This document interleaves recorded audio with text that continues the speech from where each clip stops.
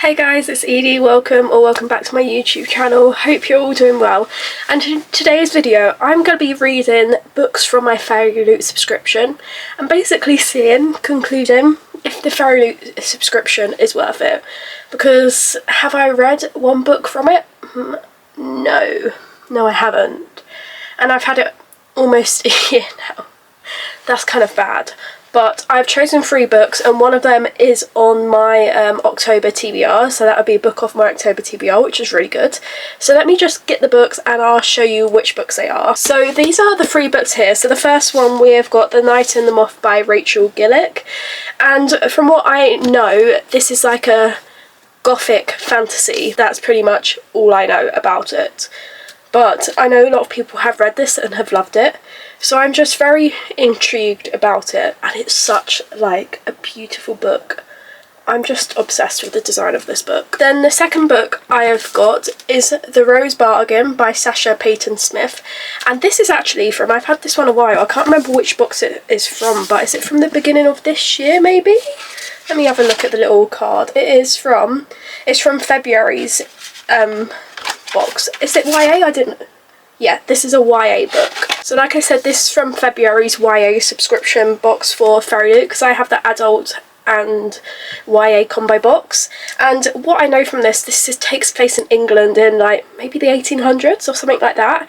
And if I remember correctly, I feel like Emmy's read this book and she loved it. So I'm just intrigued. Like most books, I'm just intrigued by books and what they're going to give me. But I just love how like pretty and pink this book is, because I do love pink. It is such like a beautiful colour, and this is a beautiful book. And the final book, you might have already seen this at the bottom of the pile, but it is Alchemized. I believe that's saying I'm saying that right. Alchemized by Senlin Yu, I believe. But this is a dark romantasy, and I don't know anything else apart from that, but it is thick. It is like 1,000 pages long. It is, yeah, pretty much 1,000 pages long. And I'm kind of scared, because basically what I know about this author wrote the really famous Dramini fan fiction called Manacled, and that is like famous. Everyone loves it. Everyone who's read it raves about it. And this is a book she has recently just published. And people saying, oh, you have to read Manacled first, and then people say, no, you don't. So I don't really know anything else about it. I think maybe it's similar to Manacled, but it's set in a different world and different characters and stuff, but I'm not really sure because I don't really know what Manacled is about apart from it's a fan fiction of Dramini. But I do like this edition, but I'm gonna go say it, that I actually like the Waterstones exclusive one better.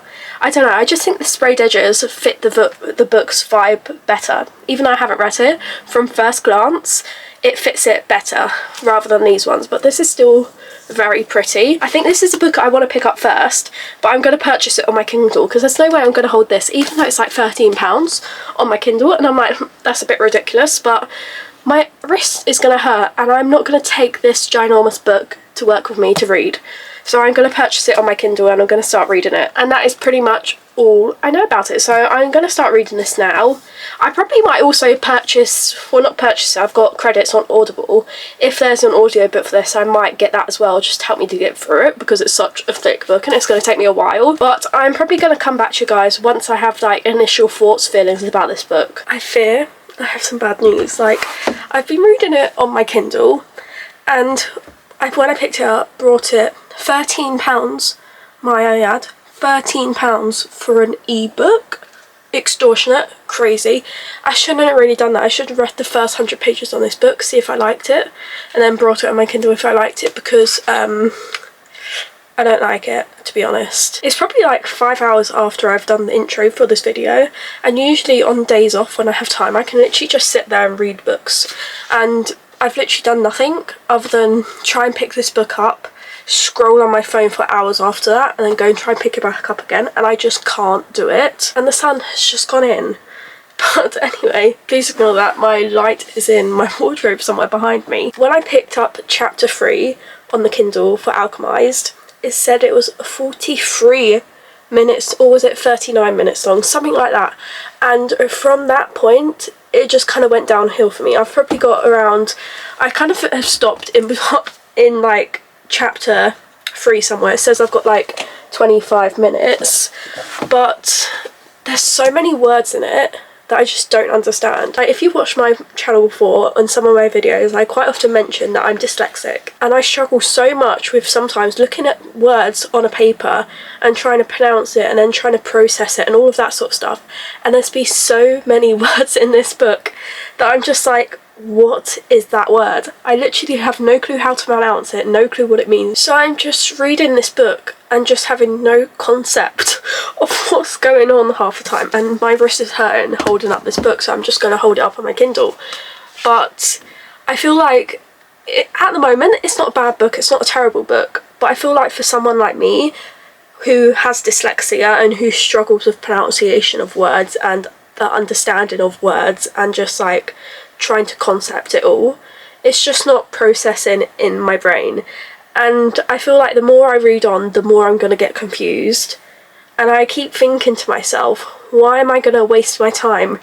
Even if I do end up giving this book a 3 stars, like, why am I going to waste my time reading a 3-star book, to be honest? Because I don't know if it can be more than a 3 stars for me because of how the words, if I don't really know what I'm saying, but I don't think it could be more than 3 stars, at least from the first 50 pages I've read, which isn't a lot in comparison to the whole book. But I just, why am I gonna not waste my time, but why am I gonna read a book that I am not enjoying compared to reading a book or trying to read another book that I could enjoy more? So I am gonna DNF it. I feel like there's a chance I could come back to this book. I don't know, maybe I won't, but I don't really know what this book is about because I've only read 50 pages in comparison to a 1,000-page book. But it's basically like a dark fantasy. It's not a romantasy, it's not romantic, it's quite tragic from what the videos I've seen. And it basically follows this character called Helena, and she's like a healer, essentially, and she's been imprisoned. That is the concept I've got from the first basically 50 pages. And she's just confused, and I'm just confused as well. But I had just such high hopes about this, and I don't know if I'm disappointed, because I feel like I only have high hopes of this because of what I've seen on social media about it. And I feel like if it wasn't for social media, I probably would not have picked this book up and probably would not have read it. Also, especially because if I didn't get it in the fairyloot subscription, I probably would not have gone out and brought it, because I looked at the size of the book and I was like, no. But then I was at the same time, it's like a standalone book, a standalone fantasy, I believe. I don't think it's a part of a series. So I was just like, that would be so good, because loads of fantasy series are always like more than like 1-2 books. And sometimes I'm just like, I want something short, sweet, done in one book, but you don't really get that for fantasies. So I kind of had hopes for that as well, but it's just not for me. But I can see why people like it, I can see the hype somewhat around it, but for me, like I said, it's just a no. And it kind of pains me to say that, but I will probably eventually sell my fairyloot edition on my Vinted, so hopefully, if I remember, it will be linked in the description of this video. I don't know if I will have listed it by then, or if it's already sold, or if I haven't even posted it on my Vinted yet when this video goes up. I don't really know. If I do sell it on my Vinted, I'm not going to sell it for an extortionate extortionate price, because some people sell their like vintage books, well, not vintage books, fairyloot books on there, especially ones that are popular as this one, for like £100+. I'm like, go get your money, but I cannot do that. I'll probably max sell it for £50 maximum. I list my fairyloot special editions £40 max, usually. So that's probably what I do with this one, but they are just crazy. Some of these resellers on Vinted, I look at the prices, I'm like, girl, don't do that. Why? But anyway, so yeah, I'm going to put this book down, and I'm not going to pick it back up. Well, I might pick it back up in a future date, but to be honest, I don't think I really am, because I just don't think it's for me. But I feel like that clip there about Alchemized might be a bit of a shambles thing, because I don't really know what I was saying either, because I'm just confused. this book is confusing for me and my brain is just confused about it, so it might just be a bit of a confusing part. But anyway, I think I'm just gonna pick the next book up pretty much straight away. And also, I'm so mad that I brought the Kindle book and I spent £13, like I said, £13 on it, and to end up not really particularly getting along with it. But that's really kind of annoyed me. But anyway, I am now going to pick up the next book, which is The Rose Bargain by Sasha Peyton Smith. And I don't really know what I feel. Do I have higher hopes? I kind of hope it's going to be better because it's pinker, it's going to be lighter, maybe more fluffier, maybe easier to understand as well because it is a YA, yes, it is a YA book. And I just, for my fantasy books, I need them to be like, not simple, but I need things like explained to me. I don't want complicated words that I'm not going to understand. I need it in black and white on the paper. This is that. And that is this, kind of, if that makes sense. And I don't want these extravagant words that I'm going to look at and think, what the hell is that? And I'm hoping this is going to give that to me. And also, I think this book is stunning. Look at this naked hardcover. Oh, I am obsessed with it. So I'm going to start reading this book, and then I'll come back to you guys once I am halfway through it with like a little update for you. Hopefully I make it through halfway through. I don't want this video to end up being like DNF after DNF. Hopefully not. But I feel like even if I don't particularly love this book, I'm still going to at least try and finish it because it's not as long as Alchemized. Because Alchemized was like 1,000 pages long, and if I don't get along with it, why am I forcing myself to read it?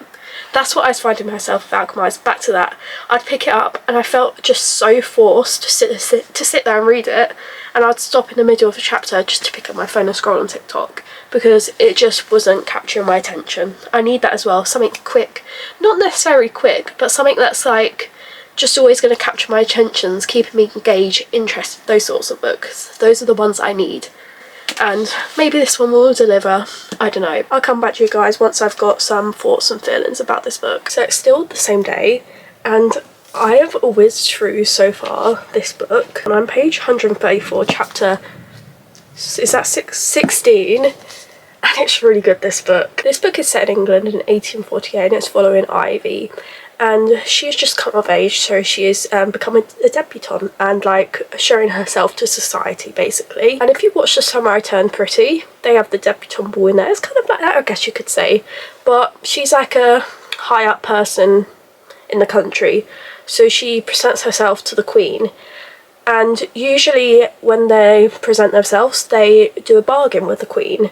So they say, oh, I want this, and the Queen will go, I will take away this from you in exchange for giving you this, essentially, because she is some sort of like fairy queen person. And Ivy's like really wants to help her sister, because when her sister debuted, her sister made a bargain, and her sister can't remember what this bargain was or something, and it's really affected her sister, and she just really wants to help her sister. She really wants to help her family, because her family used to be very good in society, they had money, but they're not really in society anymore. Her dad's struggling to get business, her mum's not with all the ladies gossiping, and she really wants to help her family as well, because they're running out of money and running out of time to be able to stay and live where they're currently living. But then when Ivy eventually goes to debut and goes to the Queen, the Queen announces to all the ladies that year that are debuting that they are actually going to be competing, if they want to, for a hand in marriage to the Queen's son, because the Queen's son has decided he wants to get married. So Ivy is now entering into the deadly competition to win the prince's heart, to be able to help and save her family, because that is the only way she is able to do so. But there's also another person that kind of gets involved, and it's the Queen's like almost kind of like stepson that has become a prince. That's what I'm gonna say. And I am really liking this book. Like, it's such just like whimsical and magical, and like, I don't know, it's just given me everything I want from a fantasy book in a way. Like, the tension between the two characters that I know are definitely gonna get together, so good. I really love the writing style. It's easy to follow along with.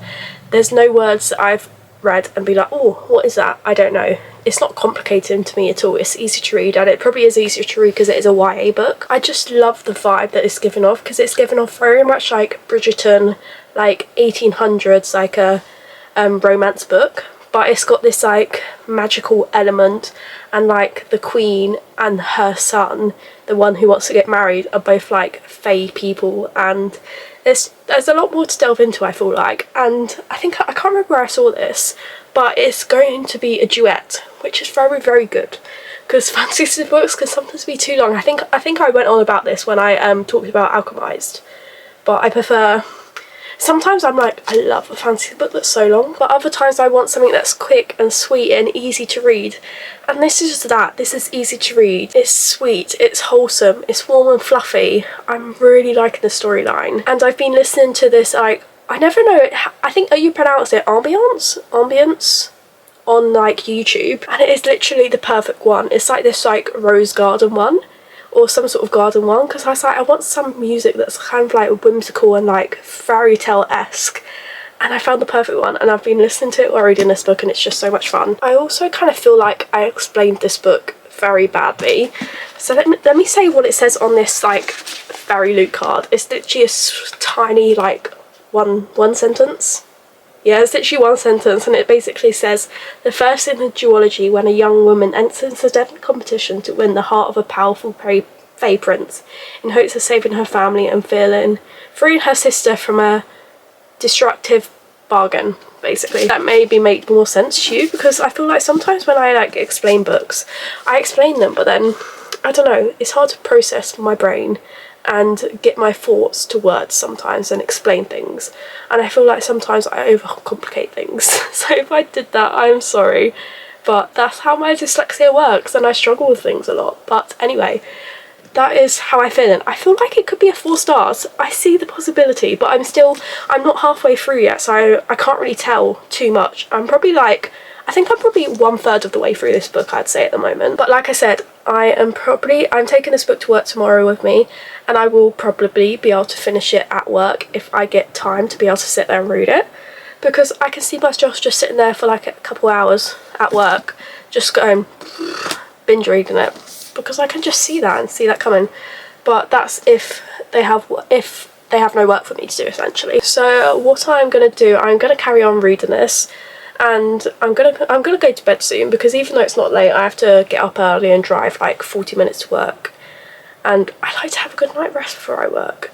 But I don't know if I'm gonna come back when I'm maybe close to the end or what.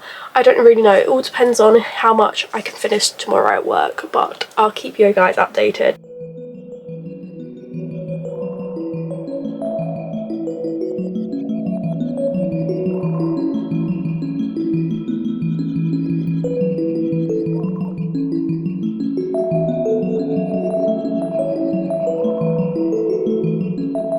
I know I said I was probably going to finish it the next day, finish it at work. I have time. I don't really have any work to do, but I did have some work to do. And then I was thinking, oh, the next day I can finish it the next day. I couldn't finish it the next day either, because it's now currently like 3 days after the clip that I last filmed, but I have now finished the book. And I'm gonna rate this book a 4 stars because it is such a solid book for like the start of a fantasy series, and I just loved the storyline. I just loved the world and how it made me feel, and how whimsical and just like magical it felt, and I just loved the storyline. I found it so easy to follow along with because it wasn't complicated. It didn't have complex words that I couldn't understand as someone with dyslexia, and I just thought it was just so well paced, and the romance, it was like I would kind of call it like a semi sort of slow burn. Oh, it was just so good, and I want more of it. I want more of that romance, and like the way this book ended, my jaw was on the floor. I was thinking, what is happening? What is going on? And I need the next book like right away, because I have some questions. I have questions that I want to know the answers to, and I want to know what finds out. I want to know what happens next, because this is a duology.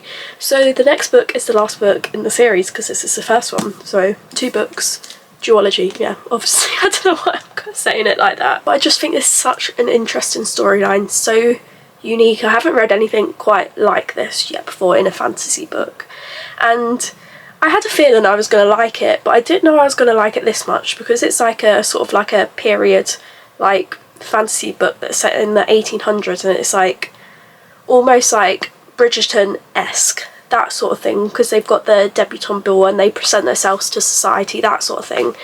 And I wasn't sure if I was going to like it, because I've read like period drama romance books and they've not been my favourite.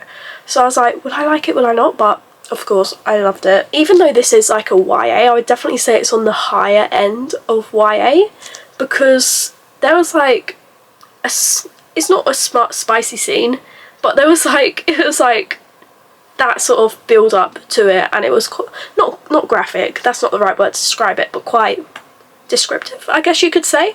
I was sat there reading it, I was like, isn't this a YA book?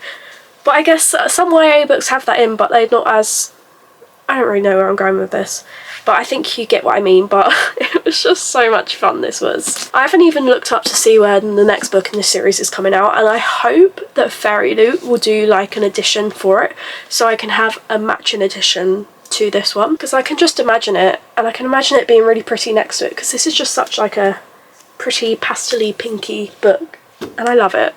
And yeah, that is my thoughts, my feelings on The Rose Bargain by Sasha Payton Smith. So the final book we are going to be picking up in today's reading vlog is The Night and the Moth by Rachel Gillick, and this is in my monthly TBR, and I chose it, I believe the prompt I chose this with was a pretty book or beautiful book or something like that, and just look at it, stunning. I don't know too much about this, but there's a moth, I don't know, and it involves a night. Just using my common sense, that is, from the title. But I've seen a lot of people rave about it and love it, and I'm just intrigued. I don't know if this is actually a romantasy or is it just like a fantasy. I don't really know, but I'm very excited, so I'm going to start reading this, and I will come back to you guys once I have my update. First initial update for you.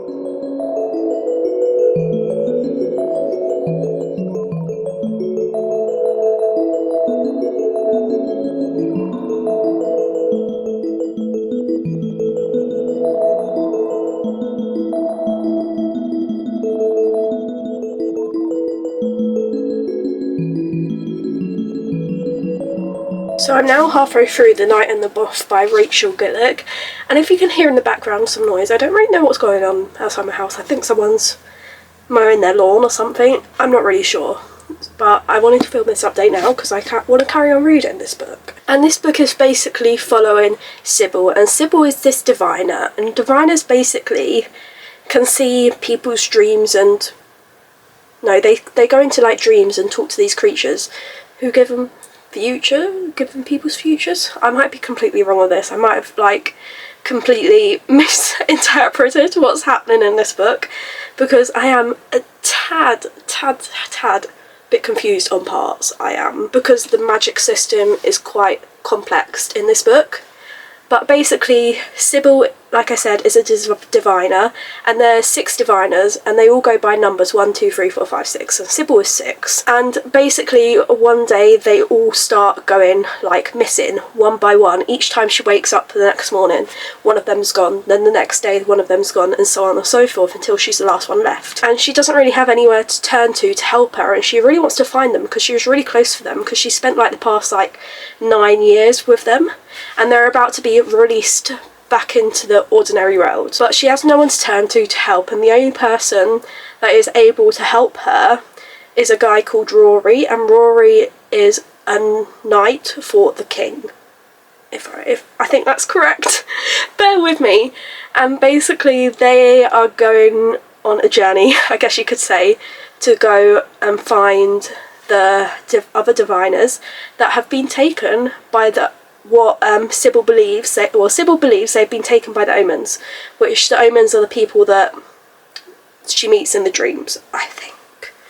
I feel like that's completely wrong, because like I said, I'm a tad confused, but this is like a gothic sort of like fantasy, it is, with a smidge of like a romance plot in it. They haven't done much yet at all, but I can tell there's going to be something. But like I said, I am a bit confused on this book. Like, I don't hate it, I am actually enjoying parts of it, and I'm really liking the world and the characters. but there's things that are confusing me, and I feel like I'm not enjoying it as much because I don't feel like I'm in the world fully, if that makes sense. I'm not 100% like emotionally connected to the characters yet, so that might be why. But this is such beautifully written. Even though the magic's confusing, it's relatively straightforward writing. It's just the magic system that's a bit confusing, and there's some parts of the story that are a bit confusing for me, but that's only me because I'm dyslexic and I struggle with things and things confuse me easily. But this is just such a magical world and very unique. I don't think I've ever read anything like this. I haven't. And I am enjoying it to a certain extent. Is it a favourite sort of book of mine? No, I think it's sitting in like the 3-star range, maybe on the closer end to 3 stars, maybe 3.5, but it's not terrible. Like, the writing's good, the storyline is good and solid, and the plot is good. It's just, I don't think it's a story for me personally. That is pretty much all I have to say about it. I don't have much to say, to be honest, but it is not bad, I'll tell you that. So I'm going to carry on reading this. I am hoping I might be able to finish this tonight. So if I do, I will hopefully come back to you guys later tonight with my final thoughts and feelings on this book. It's now a couple hours later and I have finished this book. I'm going to give it a 3 stars because I still feel exactly the same as what I said halfway through. I feel like this is still like a really good book, and the storyline's so unique and the writing's really good, the magic system's really cool, but I feel like it just wasn't for me, and I didn't feel that connection to the characters, that I wasn't fully in the story. I'm basically just repeating myself exactly the same, but like, there's this character, it's a gargoyle, and it's literally the funniest thing ever, and it kind of made this book for me, and that character will definitely stick with me because it's like that classic comedy relief character in a fantasy book, and most times he was in a scene, it just made me laugh so much. And there was like this twist at the end, and I'm kind of shocked in a way. And I am kind of interested in the second book, but I'm thinking I don't know if I will pick up the second book because I believe this is going to be a duology.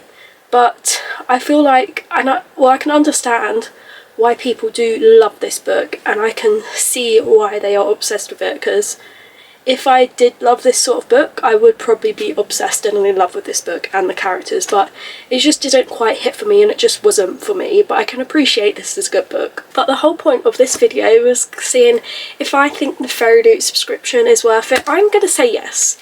Even though it didn't go the greatest rating wise, I still loved at least one of the books, and like the design of them, the designs and like books themselves are just stunning. But for me, because I've got the adult and YA combo box, I feel like for me I would be best suited to the romantasy, but I'm still on the wait list for that, so I'm not going to give up my adult and YA combo box because I still want to get the early access to all the special editions they do. So I'm going to keep hold of it, and hopefully soon I will get off the romantasy waitlist because I feel like those books will be more suited for me because I'm more of a romantasy girl than a fantasy with romance elements in it. I'm just going to go over each book and what I rated them. So the first book I picked up was Alchemized, and I actually DNF'd this book, and I said my piece earlier on about it, my feelings on it. The second book I picked up was The Rose Bargain by Sash and Peyton Smith, and I gave this a 4 stars, and I'm very, very excited about the second book. That is coming out sometimes next year, I believe beginning of next year sometime, and I'm very interested to see which direction that's going to go in. And then finally the last book I read was The Night and the Moth by Rachel Gillick, and I gave this a 3 stars.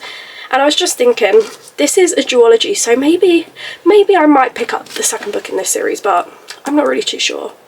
Probably by the time it comes out, the second book, I probably won't be as interested in it, so I probably won't end up picking it up. But anyway, that is it for today's video. I do hope you enjoyed it. If you did, do give it a thumbs up. And in the description below you can find the links to all my other social medias, my Instagram, my TikTok, my Goodreads, my Amazon wishlist. It's all linked in the description below. If you haven't already, do subscribe so you can see more videos from me, and I'll see you next time. Bye!